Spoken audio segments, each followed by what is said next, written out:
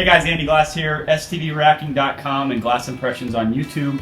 Today we're going to use our brand new Shopbot PRS5 Alpha and we're going to make this kick-ass popcorn stand. Come along, hope you enjoy.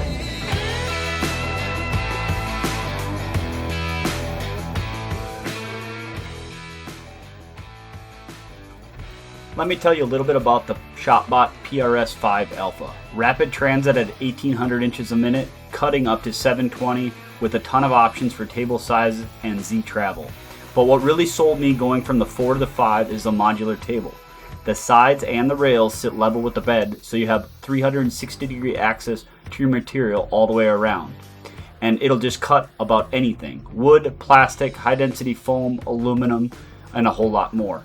Mine's optioned out with the ATC for 9 tool, so I can run production all day without babysitting tool changes. And the tool rack pivots out of the way, so I can get full coverage of the table. Long pieces of material, tiling, that's no problem. Even more custom, Shopbot put a 4th axis on the front for rotary turning. That's something we'll get to down the road. Any questions about this machine? The link's in the description to Shopbot Tools. Let's get back to the action.